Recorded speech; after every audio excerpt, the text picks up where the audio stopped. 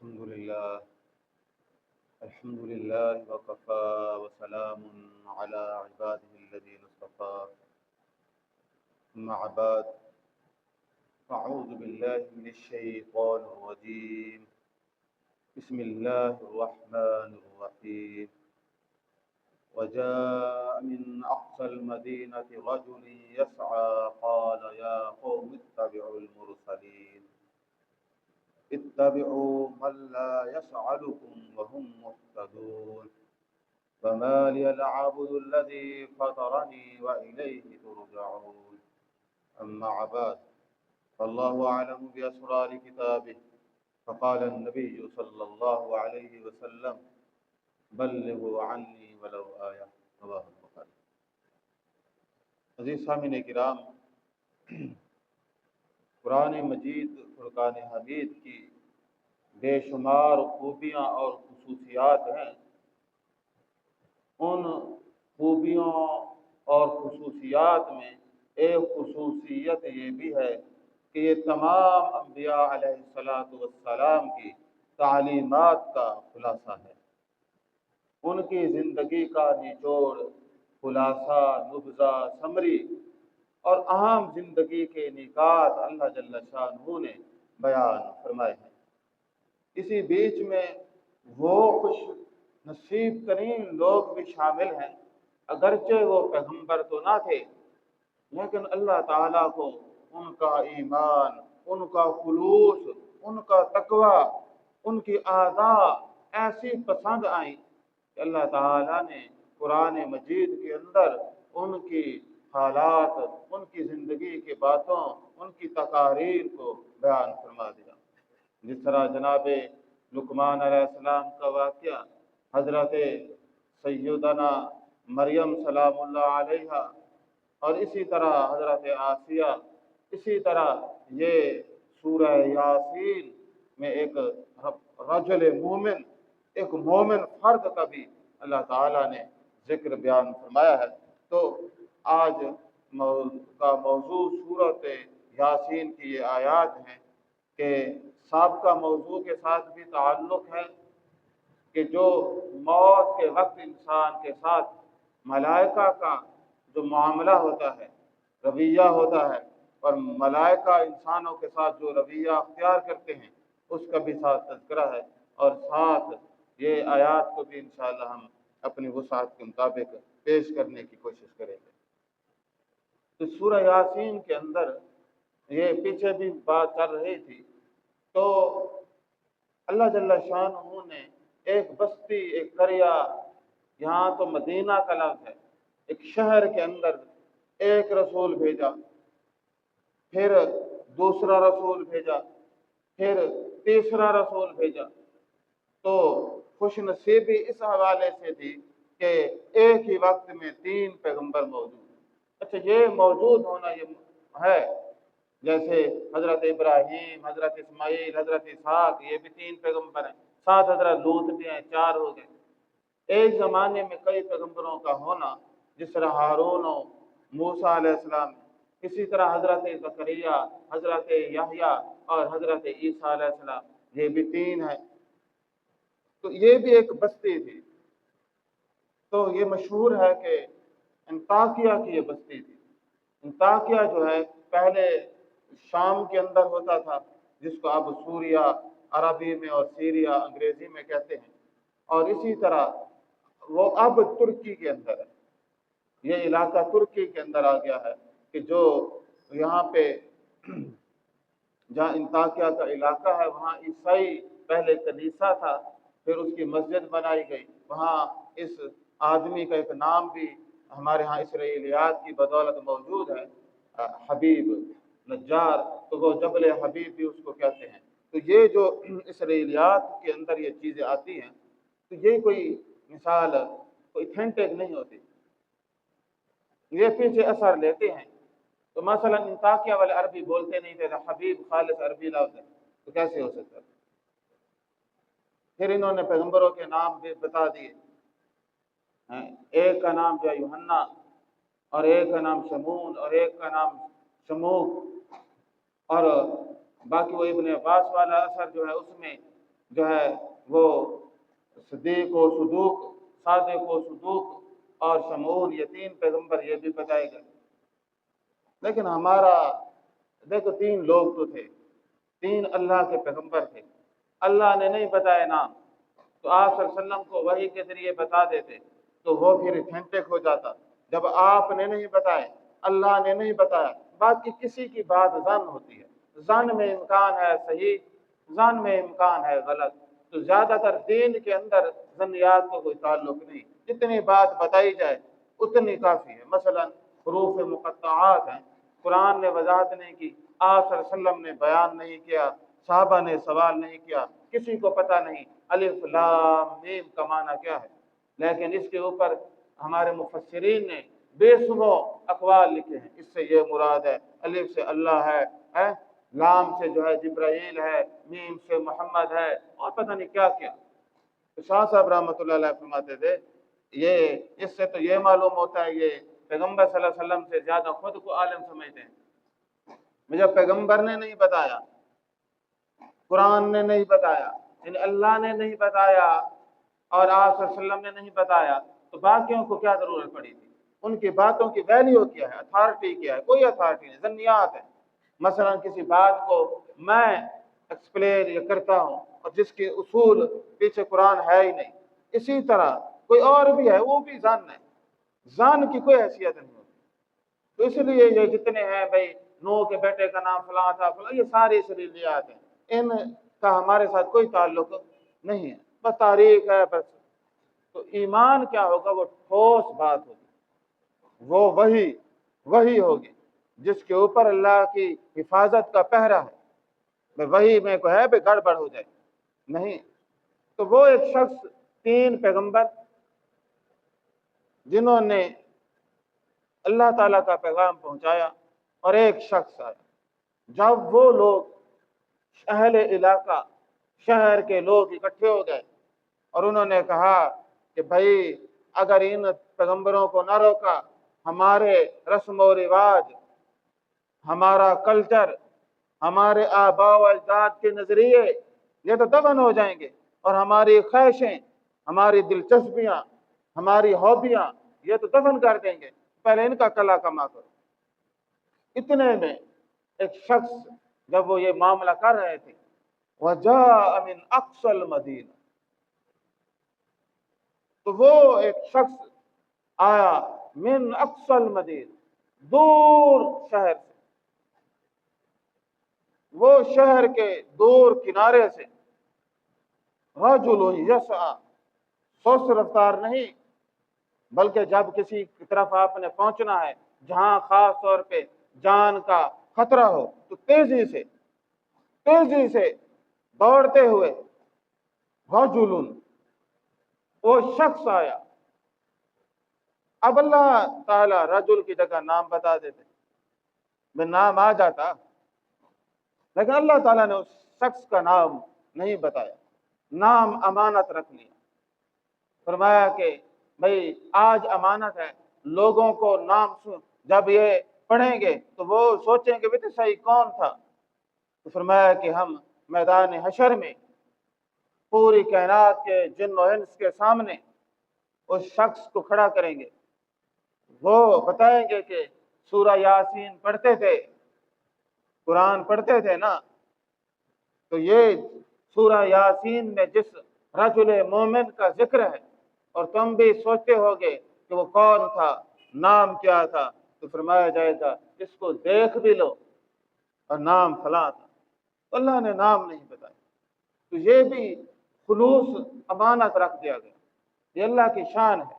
دو واقعات میں نے سنائے تھے اسی حوالے سے کہ نیکی جو ہے نا، نیکی کرنے اور جس کے لیے کی جاتی ہے اس کو پتا ہونا چاہیے وہ کون ہے۔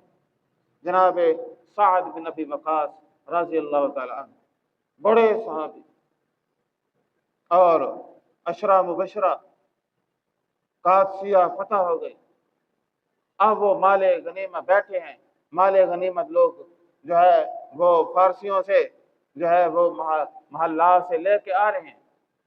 ایک شخص، نوجوان آدمی، غریب، جس کے کپڑوں سے ظاہر ہے ہو رہا ہے کہ یہ غریب ہے، تو اس نے اپنے پرانے کپڑے میں جو ہے ہیرے اور سونے جواہرات سے بنا ہوا ایک کڑا جو بادشاہ ہاتھ میں پکڑتا تھا، وہ بیٹھتا تھا تخت پہ تو ساتھ پکڑ کے بیٹھتا تھا، تو وہ لے کے آئے، وہ بڑا قیمتی تھا۔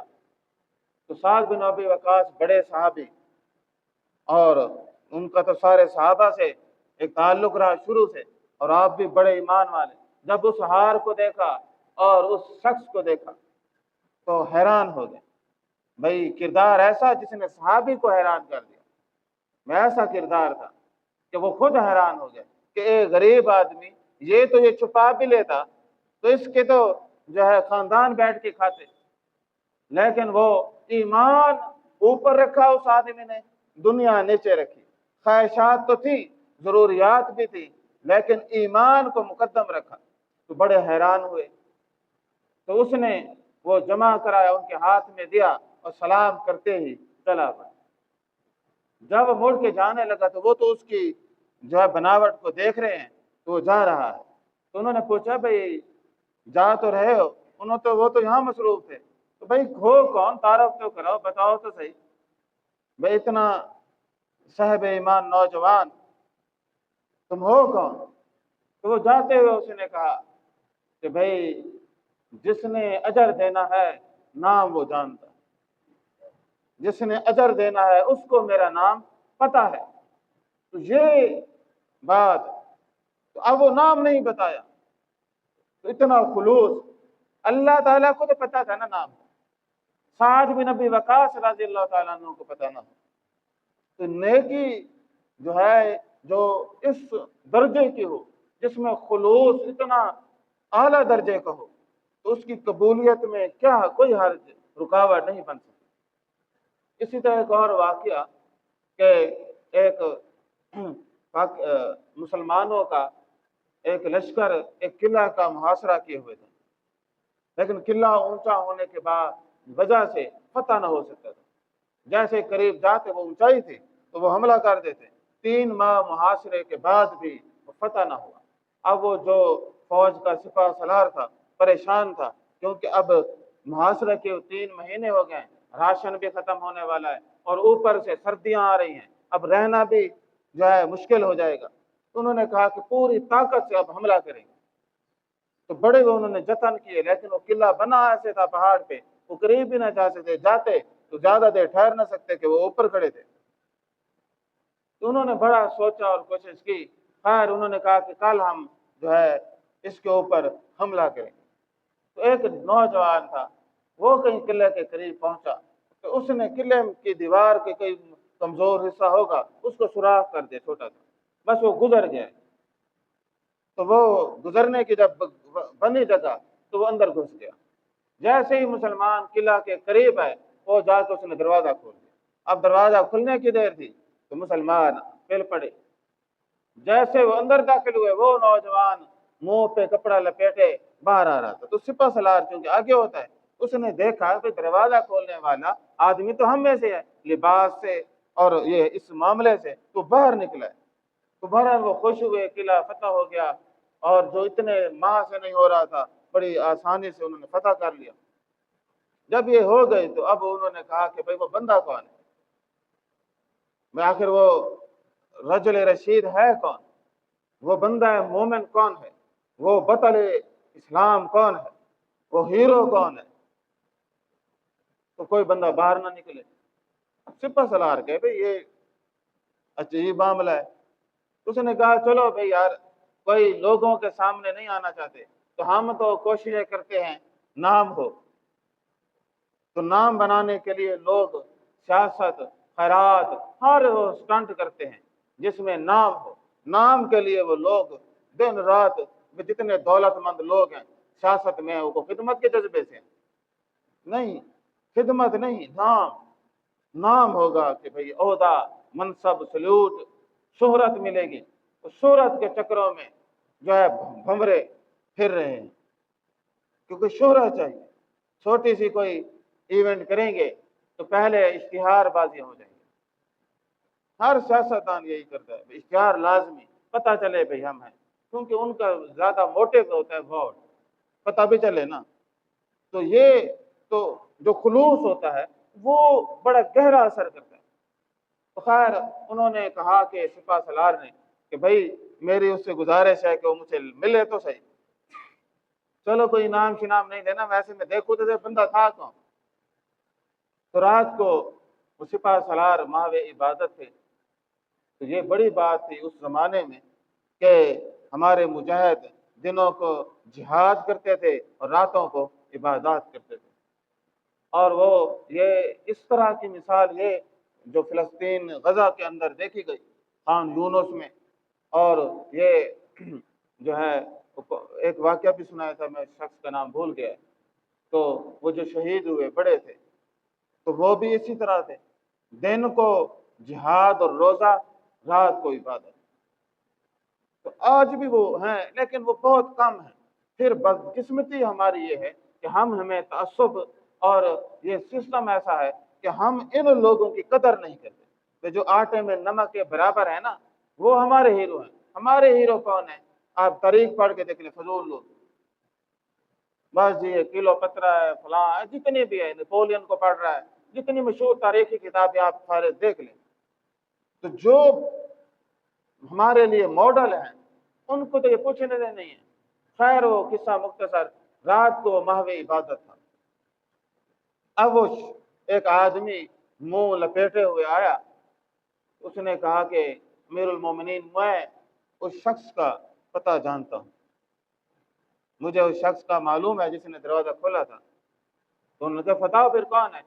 انہوں نے کہا بتا تو میں دوں لیکن اس نے مجھے 3 شرائط لگا کے بھیجا، اگر آپ 3 شرائط مان لیں گے تو میں پتہ بتا دوں گا، اگر آپ 3 شرائط نہیں مانیں گے تو پھر میں بھی اس آدمی کا نہیں بتاؤں گا۔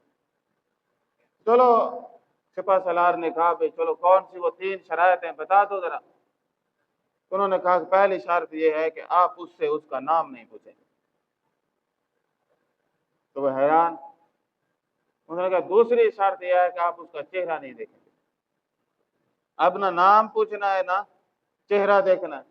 تیسری شرط یہ ہے کہ آپ نے اس کو انعام کوئی نہیں دینا، نہ ترقی تو نہ انعام پیسے۔ تو وہ جو سپہ سالار تھا حیران، اس نے کہا کرنا کیا ہے؟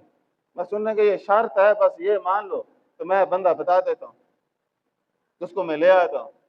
خیر وہ کافی سوچنے کے بعد سپہ سالار نے کہا بھائی ٹھیک ہے بھائی ساری شرطیں مان لی، اب وہ بندہ لے آؤ۔ تو اس نے کہا کہ پھر اے امیر المومنین وہ بندہ میں خود ہوں، کیونکہ اب آپ نہ مجھ سے نہ پوچھ سکتے ہیں اور نہ میرا چہرہ دے سکتے ہیں، نہ مجھے کوئی انعام دے سکتے ہیں۔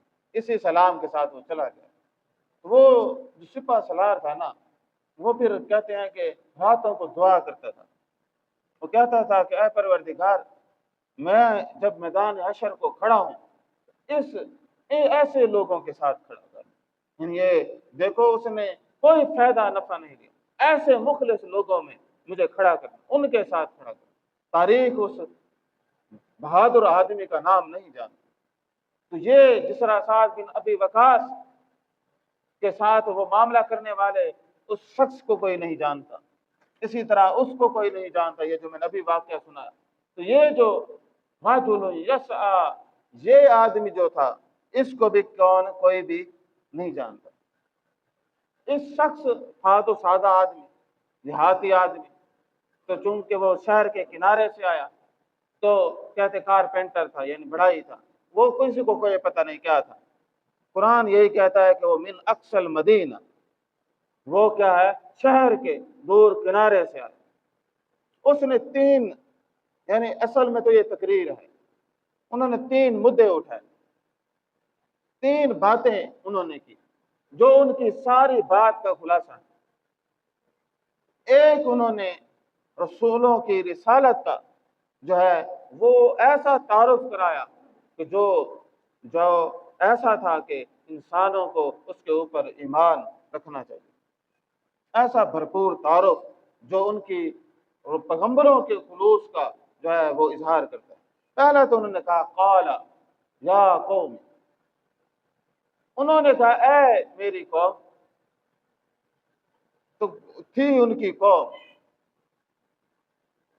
انہوں نے کہا اے میری قوم इत्ताबिउल मुरसलीन। पहली बात उन्होंने कही, आते ही क्या कहा, ऐ मेरी कौम इत्ताबिउल मुरसलीन, इनकी इत्तिबा करें। किनकी इत्तिबा करें? इनकी, जो मुरसलीन है, जिनको भेजा गया है। अब जरा आप इस बात को गौर करें, वो है 3 रसूल, वो 3 पैगंबर है ना। एक तरफ है शहर पूरा मदीना, अल्लाह ताला ने करिया नहीं कहा, बल्कि किसको कहा? मदीना। मदीना अरबी में किसको कहते हैं? शहर को, सिटी। तो यानी वो शहर था पूरा।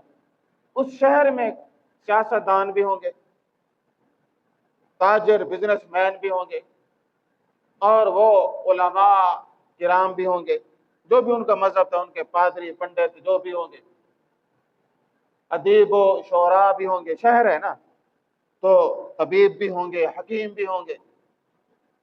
पूरा शहर जो, जहाँ सैकड़ों हजारों लोगों का मजमुआ है, वहाँ हजारों अजहान है जो मुख्तलिफ फील्ड में, मैदानों में वो ताक है। उनको कहा जा रहा है कि जो तुम सोच रहे हो, जो तुम फैसला कर रहे हो, जो तुम रविश अख्तियार कर रहे हो, ये टक्के की नहीं है। इत्ताबिउल मुरसलीन, तुम सारे, अब एक तरफ है हजारों लोग और एक तरफ है 3, फरमाया कि तुम हजारों नालायक हो, तुम किसकी इत्तिबा करो? इनकी। सवाल यह है कि इनकी इत्तिबा क्यों जरूरी है? वो तो बड़े शहर के लोग थे, अक्लमंद थे, बड़े दाना थे। 3 लोग के पास वो कौन सी चीज थी कि तीनों की इत्तिबा लाजिम व मलजूम थी? इनकी इत्तिबा क्यों करनी थी कि वो तो खुद बड़े अपनी जिंदगी को खूब ढंग से गुजारने वाले थे। फरमाया कि इनकी इत्तिबा इसलिए करो कि ये अल्लाह के नुमाइंदा है, ये अपनी तरफ से बातें नहीं करते। यानी जो दीन है ना, दीन, इसमें किसी की भी अक्ल का कोई हिस्सा नहीं है। दीन है मिनज़्ज़ल मुनल्लाह, दीन क्या है? अल्लाह की तरफ से नाजिल शुदा। इसकी उसूलियात से जुज़ियात तक तमाम की तालीम अल्लाह ताला पैगंबरों के, फरिश्तों के जरिए पैगंबरों पे नाजिल फरमाते हैं। ये दीन को ज़न्नी नहीं है, कोई पैगंबर अपने गुमान के मुताबिक नहीं करता, बल्कि अल्लाह के फरमान के मुताबिक करता। तो इसलिए वो था, 3 रसूल जो थे वो अल्लाह की शरीयत के पासबान थे। अल्लाह की शरीयत इसलिए फायदामंद है कि क्योंकि वो मालिक और खालिक है, उसको पता है कि जिसको मैंने पैदा किया है इसके लिए सही क्या है और गलत क्या है। फिर सही और गलत में उसका नतीजा भी अल्लाह ताला ने रखे। उनको क्या पता, जाहिलों को, कि हमारा अकीदा कैसा होगा। उन्होंने तो यही है कि बस जो है भाई अपनी ख्वाहिशात की पैरवी करें, बस जो आए खाते पीते जाओ बस। लेकिन नहीं, फरमाया नहीं। अब उन्होंने पैगंबरों की 2 सिफात बयान की। फरमाया कि उन पैगंबरों की इत्तिबा करो मन ला यसअलुकुम अजरन व हुम मुहतदून। 2 सिफात पैगंबरों की बताई। उन्होंने कहा कि पैगंबर क्या करते हैं, तुमसे कोई भी सवाल नहीं करते, कोई तुमसे पैसों की हाजत, ताकत की हाजत, कोई हाजत नहीं रखते। वो तो पानी भी अपना पी के आते हैं, वो रिज़्क भी अपना कमाते हैं। वो ऐसे हैं कि जिनका वो किसी का एहसान नहीं लेते। वो इतने मुखलिस हैं कि वो लेते नहीं, देते हैं। वो लोगों को मादियत लेते नहीं, उनको जन्नत का परवाना देते हैं।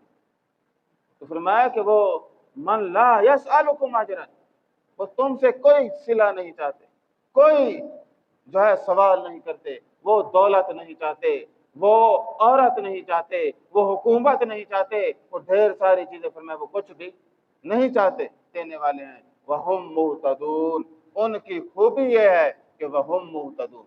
वो कौन है? उनकी खूबी ये है कि वो है हिदायत याफ्ता। वो कौन है? وہ ہدایت یافتہ ہیں، ان کے پاس ایسا راز ہے، ایسا علم ہے، ایسی بات ہے کہ اگر تم نے حاصل کر لی وہ تمہیں بھی کیا ہے، او جنت، وہ آخرت کا جو ہے تمہیں پروانہ دیں گے کہ جو مثال جس میں کوئی تنگی نہیں، جس میں کوئی بوریت نہیں، جس میں کوئی پریشانی نہیں، بڑھاپا نہیں، کچھ سب ایسی سہولت ہی سہولت ہے۔ تو ایسی بہشت جادوانی کی وہ دیتے ہیں۔ تو پہلے انہوں نے وہ جو پیغمبر تھے چونکہ وہ سامنے کھڑے تھے، انہوں نے ان کے وقار کو بلند کیا، ان کے اعزاز کو بلند کیا کہ یہ ہے کیسے بھائی، یہ پیغمبر کتنے خیر خواہ ہوتے ہیں۔ کوئی بعض امیر آدمی ہو نا، وہ کہیں کسی جگہ جائے تو کوئی پانی پی لا دے نا، وہ یاد رکھتا ہے، تعلق رکھتا ہے کہ یار اس نے مجھے پانی پلایا تھا یا فلاں وقت کام آیا تھا، وہ تھوڑا سا فائدہ تھا نا، وہ بھی یاد رکھتا ہے۔ تو جو پیغمبر ہے وہ اس کی جھولی میں جنت ڈال دیتا ہے، اس سے بڑا کوئی فائدہ ہے؟ میں کسی کی جھولی میں جنت آ جائے، اس نے سمجھ نہیں آتی، اس نے پوچھنا ہے، سکھانا بتانا کر کے دکھانا پیغمبر کا کام ہے۔ تو کتنے ان کے احسان ہے، احسان ہے یا نہیں ہے؟ بہت بڑا احسان ہے اس ذات کا جس نے اللہ نے اپنے رسولوں کو مبعوث فرمایا۔ اسی طرح جو صاحب حق لوگ ہیں ان کی بھی قدر کرنی چاہیے، وہ بھی اثاثہ ہے۔ اگر یہ نہیں ہوگا تو پھر یہ ساری کہانی آگے، چونکہ وہ بات آ رہی ہے اسی ضمن میں ہم بات کریں گے۔ دوسری انہوں نے ایک بات کی، انہوں نے کہا کہ وما لی العابد الذی فطرنی والیہ ترجعون۔ اب وہ تقریر یہ کر رہے ہیں کہ مجھے کیا ہوا ہے کہ کیوں نہ میں اس ذات کی عبادت کروں جس نے الذی فطرنی، جس نے کیا کیا ہے، مجھے پیدا فرمایا ہے۔ کیوں میں اس ذات جس نے مجھے وجود جیسی نعمت بخشی، ہماری شناخت کیا ہے؟ وجود۔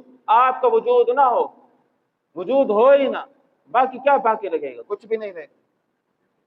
تو اس شخص نے کہا کہ میں اس ذات کی کیوں نہ عبادت کروں جس نے کیا ہے، مجھے پیدا فرمایا ہے۔ عزیز سامعین کرام، انہوں نے دلیل دی اللہ جل شانہ کی عبادت کی، اپنا وجود، اور انہوں نے کہا کہ کس نے پیدا فرمایا؟ اللہ جل شانہ نے پیدا فرمایا نا۔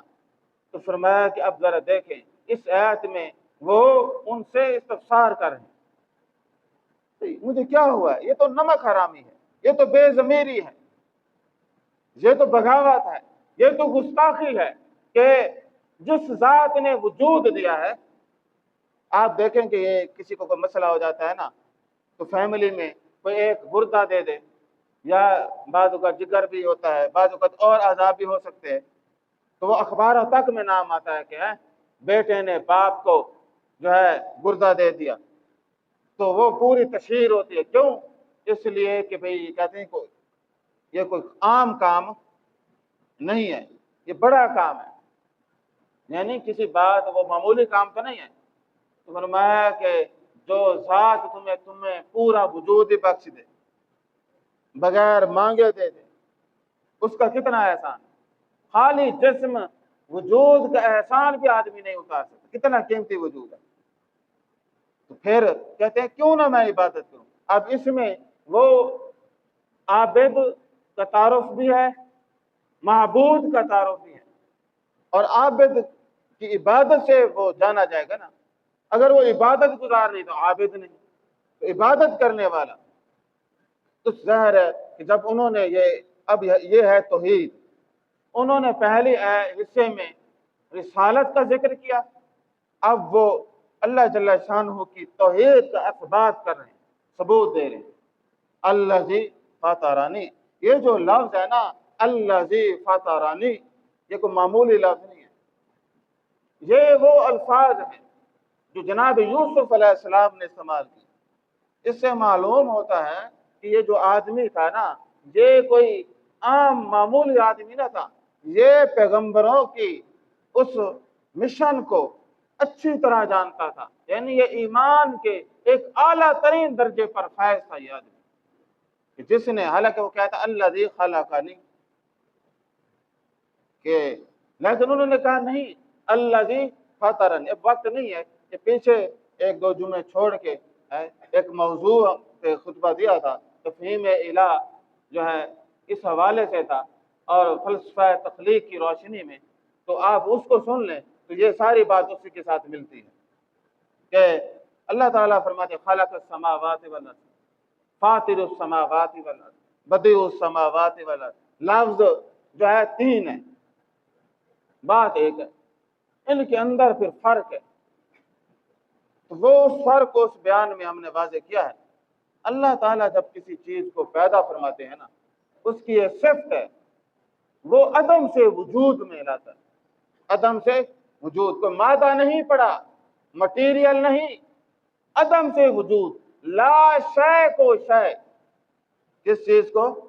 لا شے کو، یعنی کچھ نہ تھا اس سے پھر پیدا کر دیا، فرمایا ولم تک شیئا۔ تو اب دوسرا ہے کہ بغیر مادہ کے، اور ایک اور بات ہے بغیر نقشہ اور مثال کے، بغیر نقشہ اور مثال کے۔ عزیز سامعین کرام، یہ جو بغیر نقشہ اور مثال کے، یعنی اللہ تعالیٰ جس چیز کو پیدا کرتے ہیں پیچھے کوئی اس کا نقشہ نہیں ہے، ہر آن نئی تخلیق۔ مثلا پہلے فرشتے تھے، اللہ نے جن بنا دیے، فرشتوں سے جن مختلف، جنوں کے بعد حضرت انسان کو بنایا، انسان ان سے مختلف۔ اللہ تعالیٰ جب بھی کوئی چیز پیدا فرماتے ہیں وہ درجہ مختلف ہوتی ہے، ہر آن نئی تخلیق۔ یہی معنی ہے الذی فطرنی، کہ بغیر مادہ کے اللہ جل شانہ نے پیدا فرمایا۔ عزیز سامعین کرام، یہ وہ پیغمبرانہ بات تھی کہ جو انہوں نے اس کے اوپر زور دیا کہ وما لی لا اعبد الذی فطرنی والیہ ترجعون۔ جہاں انہوں نے توحید کو بیان فرمایا وہاں انہوں نے شرک کی نفی بھی کی، کیونکہ وہ قوم شرکی افعال کا شکار تھی۔ اکثر قومیں جو گمراہ ہیں وہ اپنے شرکی افعال کی وجہ سے، تو جب خدا کا تصور غلط ہو جائے تو نیچے سارا معاملہ غلط ہو جاتا ہے۔ مشرک قوم کا تصور رسالت، تصور آخرت قطعاً صحیح نہیں ہو سکتا، وہ بھی کمزور ہو جائے گا۔ کمزور خدا کو ماننے والے پھر ان کے ہر چیز میں کمزوری، کردار میں کمزوری، عمل میں کمزوری، ہر چیز میں کمزوری۔ اور انہوں نے جو دلیل دی وہ بڑی ایک سوچنے والی ہے۔ انہوں نے دیکھیں کہ دین فطرت ہے، فطرت کے عین مطابق پروف اور ثبوت، دلائل، روشن مثالوں کے ساتھ اللہ تعالیٰ بیان فرماتے ہیں۔ یہاں کیا بات بیان ہے؟ اللہ جل شانہ فرماتے ہیں، اب انہوں نے کہا اتخذوا من دونه آلهة ان يردني الرحمن بضر لا تغني عني شفاعتهم شيئا ولا ينقذون۔ انہوں نے استفہامیہ انداز میں بات کی، اتخذوا من دونه آلهة۔ اب یہ کوئی پوچھ نہیں رہے ان سے، یہ حیرانگی کا اظہار ہے کہ بھلا میں اللہ کو چھوڑ کے، میں اللہ تعالیٰ کو چھوڑ کے، اس ذات کو چھوڑ کر دوسروں کو الہ بناؤں، من دونہ، من دون اللہ، یعنی اللہ کے سوا۔ دیکھیں اللہ تعالیٰ خالق ہیں، دون معنی وہ تمام مخلوق جس کے اوپر شاہ کا اطلاق ہے، ہر پیدا شدہ چیز من دون کے اندر شامل ہے۔ ہمارے ہاں طویلے کرتے ہیں اس سے یہ شامل نہیں، فرمایا اللہ کے سوا کون ہے؟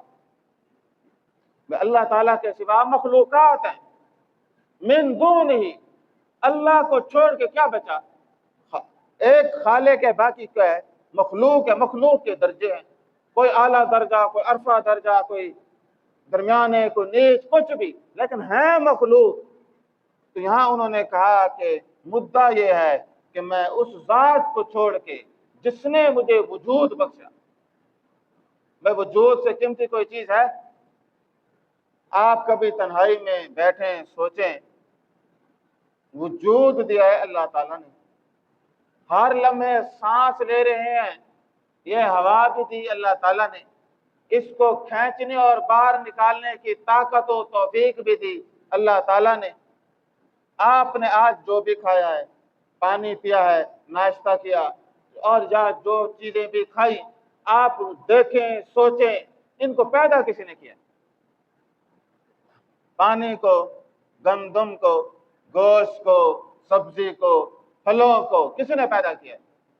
اللہ تعالیٰ نے۔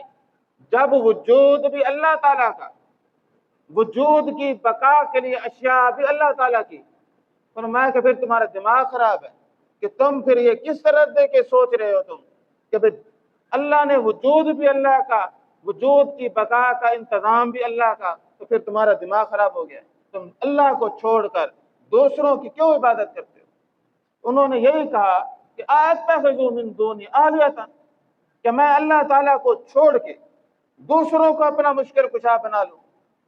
ہمارے یہاں کہتے الہ ایک ہے، مشکل کشا ڈھیر سارے۔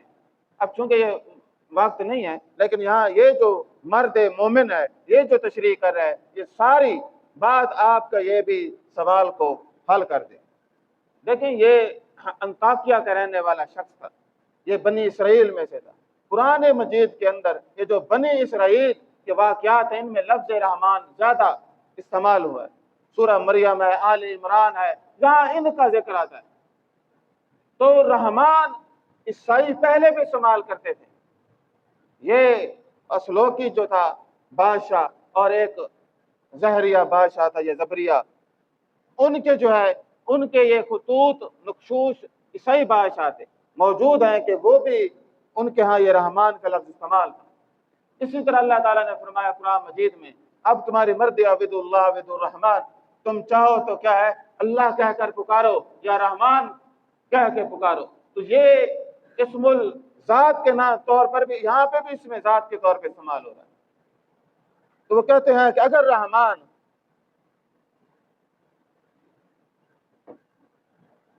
بذر ان یردنی الرحمن بذر، اگر رحمان چاہے، ارادہ کی بات ہے، کیا اللہ تعالیٰ کا ارادہ جو ہے اس کو کوئی ٹال سکتا ہے؟ اللہ جل شانہ کا ارادہ ایسا ہے کہ فرمایا کہ جب ہم کسی چیز کا ارادہ کرتے بس یہی کہتے کن، تو آگے سے کیا ہو جاتا فیکون۔ اور یہ بھی ہمیں بتانے کے لیے کہا ہے کہ یہ نہیں کہ لفظ کن کا استعمال ہوتا ہے، مقصود یہ ہے کہ جب اللہ کا ارادہ ہو، کیا اللہ تعالیٰ کے ارادے کو کوئی ہرا سکتا ہے؟ کوئی طاقت ایسی ہے جو اللہ تعالیٰ کے ارادے کے سامنے دیوار بن جائے؟ یہ کوئی یونانی خدا نہیں، یا مصری دیوتا نہیں، یا بابلی دیوتا نہیں، یا ہندو دیوتا نہیں کہ جو خدا ہو کے مجبور ہیں۔ تو بارہا دفعہ یہ واقعات میں نے یہ سارے سنے ہیں، کس طرح جو ہے رام کی بیوی اغوا ہو گئی، جب خدا کی بیوی اغوا ہو گئی راون اٹھا کے نکل گیا، اور جو ہے مہادیو نے کیا کیا، شری گنیش جی کا سر اتار دیا۔ یہ خدا ہیں، نہ اپنے بیٹے کی حفاظت کر سکتا ہے، نہ اپنی بیوی کو روک سکتا ہے۔ زیوس کو پڑھیں، وہ اپنے باپ کو قید کر کے بیٹھا ہے، اور وہ ہے بھی ولد و زنا، یہ خدا ہے۔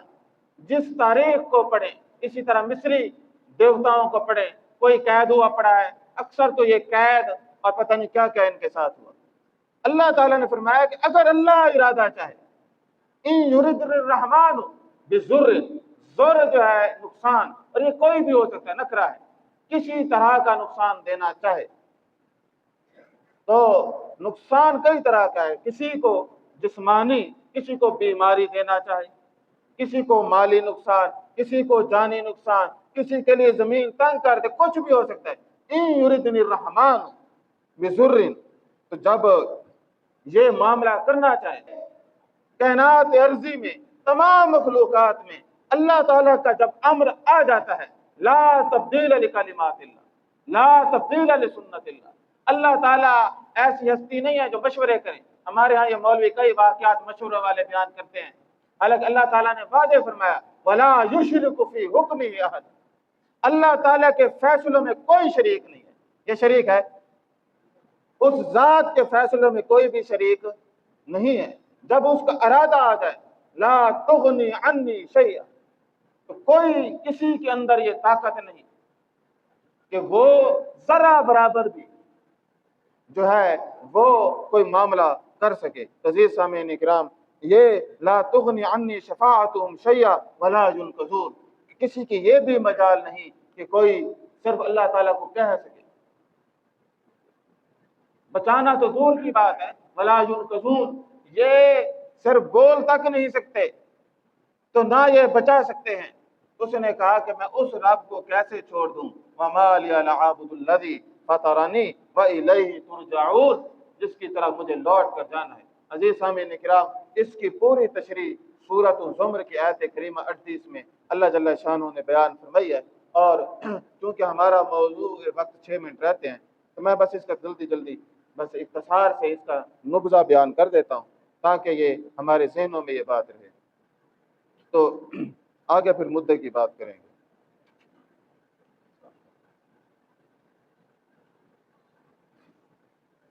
فرمایا قل افرأيتم ما تدعون من دون الله ان ارادني الله بضر هل هن كاشفات ضره او ارادني برحمة هل هن ممسكات رحمته قل حسبي الله عليه يتوكل المتوكلون۔ عزیز سامعین کرام، اللہ جل شانہ نے اعلان فرمایا ہے، پیغمبر کی سنت یہ ہے کہ وہ ہر بات کو لوگوں تک پہنچاتے ہیں، ان کا فریضہ یہ ہے یا ایھا الرسول بلغ ما انزل الیک من ربک۔ تو یہاں پہ وہ اللہ جل شانہ نے فرمایا قل، فعل امر ہے، کہہ دیجئے، اب ان کو سنا دیں، اب اعلان کر دیجئے، یہ بات پہنچا دیجئے۔ افرأیتم ما تدعون من دون اللہ، فرمایا کہ تم اللہ کو چھوڑ کے جن کو پکارتے ہو، وہ کوئی ہے، ظاہر ہے کہ ہر کوئی نیک لوگوں کو پکارے گا نا، کوئی چور چکوں کو تھوڑا پکارے گا۔ بھائی یہودیوں نے جو شرک کیا ہے وہ کس کو، کوئی چوروں چکوں کو بنا کے کیا ہے؟ عزیر کون تھے؟ اللہ کے پیغمبر تھے۔ عیسائیوں نے جو شرک کیا ہے وہ کون تھے؟ وہ عیسیٰ علیہ السلام اللہ کے پیغمبر تھے۔ حضرت مریم سلام اللہ کو چھوٹی عام خاتون تھی جنہیں تیسرا خدا بنایا ہے، ان کا تو شان اور مقام تو قرآن خود شاہد ہے، وہ جس کائنات ارضی کی عورت ہے جن کا نام اللہ نے قرآن مجید میں لیا ہے اور ان کے نام پہ سورت کو بیان کیا ہے۔ بہرحال وہ چونکہ موضوع طویل ہے، مقصود یہ ہے ہر قوم اپنے محبوب وہ بناتے ہیں جو ان کے نزدیک نیک ہوتے ہیں، اچھے ہوتے ہیں، وہ ان کو بناتے ہیں۔ فرمایا کہ ان کو بتائیں ذرا کہ جن کو تم اللہ کے سوا پکارتے ہو، اگر اللہ مجھ کو کوئی تکلیف پہنچانی چاہے، یہ آپ ہی ذرا سوچیں، اگر اللہ تعالیٰ آپ کو کوئی تکلیف پہنچانی چاہیے تو فرمایا کہ حل ہن کاشفات ضرہ، کوئی ہے جو اس سے کیا کر سکے، کوئی اس تکلیف کو دور کر سکے؟ اللہ تعالیٰ کے فیصلوں کو ٹال سکتا ہے؟ میں اللہ تعالیٰ کسی کے بارے میں فیصلہ کریں اس کو تکلیف دینی ہے تو کوئی ہے اس تکلیف کو دور کرنے والا؟ کوئی بھی نیک آپ کا کسی اور کا کوئی نہیں ہے۔ اللہ نے تو پوچھا آپ بتائیں، آپ جس کا بتائیں گے ہم آپ کو بتائیں گے کہ ان کی بھی جو تکلیفیں ان کو آتی تھی ان کو بھی اللہ دور کرتے تھے۔ ہر پیغمبر دعائیں کر رہا ہے نا، تو دعا کون کرتا ہے؟ طاقتور کرتے مجبور کرتا ہے۔ تو ہر پیغمبر، ہمارے ہاں تو ہر کوئی بڑا پیغمبروں سے بھی اعلیٰ ہے، پیغمبر تو کہتے ہیں ربی ہب لی من الصالحین، وہ اللہ سے مانگتے ہیں جہاں بھی دیکھیں، وہ چاہے وہ دنیا کا معاملہ ہو، آخرت کا معاملہ ہو، ہدایت کا معاملہ ہو، وہ اللہ تعالیٰ کی طرف ان کا رجوع ہے۔ آپ صلی اللہ علیہ وسلم کو بھی اللہ تعالیٰ نے یہی سکھایا کہ آپ ہم سے مانگے ربی زدنی علما، ربنا آتنا فی الدنیا حسنہ وفی الآخرۃ حسنہ۔ تو عزیز سامعین کرام، اللہ تعالیٰ نے تو چیلنج کیا ہے، صحابہ بتا دیتے ہیں نا، بھئی یہ آپ روک سکتے ہیں، روک سکتا ہے؟ حل ہن کاشفات ضرہ او ارادنی، اگر فرمایا کہ میں ارادہ کروں برحمت، اپنی رحمت کرنے کا کسی کے اوپر بھی، حل ہن ممسکات رحمتہ، کوئی ہے جو ہماری رحمت کو روک سکے؟ اب یہ اعلان ہے اور ہر بندہ مومن کا یہ جواب ہے۔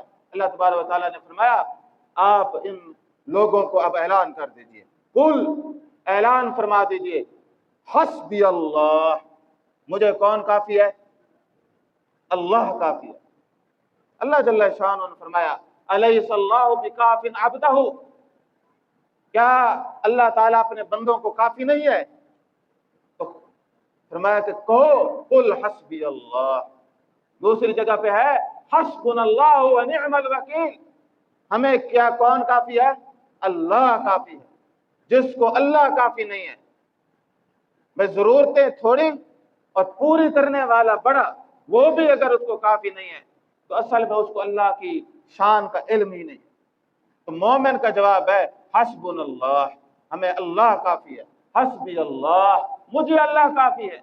लेकिन जिसके दिल में शकूक हो, कुफ्र हो, वो कहते हैं नहीं जी, मुझे अल्लाह थोड़ी काफी है, इनका भी कोई ना कोई चांस रखें, लाजमी कोई हिस्सा छोटा मोटा, कोई ना कोई गुंजाइश है तो बना ले गुंजाइश, अल्लाह ताला ने तो नहीं रोका। तो जब मौत का फरिश्ता आएगा, वलौ तरा इज़ ज़ालिमूना फी गमरातिल मौत वल मलाइकतु बासितू अयदीहिम, जब वो फरिश्ते हाथ बढ़ाएंगे ना इन मनहूसों पे तो कहेंगे अखरिजू अनफुसकुम, निकालो अपनी जानें, तो इनको पता चल जाना। और वो मौत भी ऐसे लोगों को फौरन नहीं देते, वो कहेंगे कि इज़ा इज़ा बलगत तराकी, तो जब ये उसके नरगटे में जान आ जाएगी तो कहेंगे क़ील मन राक, फरिश्ता रोक के कहेगा हाँ सदो आपने मुश्किल कुशा, कोई है झाड़ फूक करने वाला। तो अल्लाह जल्ल शान हो तो ये पूरे चैलेंज दे रहे हैं, बात ज़्यादा तब्दील हो गई है। अज़ीज़ सामीन इकराम, ये उस मर्द मोमिन की कहानी थी कि जिसके नाम को अल्लाह ने अमानत रखा और उसका खुलूक इतना आला था तो उसने कहा काश मेरी कौम मेरी बात सुन लेती। वो कौम बदबख्त सुन न सकी, अल्लाह ने उसके खुलूस को ऐसी बरकत दी कि फरमाया कि जो हम इस उम्मत को सुना देते हमारे लिए शर्फ बन गया। अल्लाह ताला ने उस मर्द मोमिन की बात को, उस तकरीर को हम तक पहुंचा दिया ताकि हम अपने ईमान को तरोताज़ा करें, मजबूत करें। अल्लाह तबारक व तआला हमें इन आयात के ऊपर कामिल ईमान जो है वो रखने की तौफीक अता फरमाए।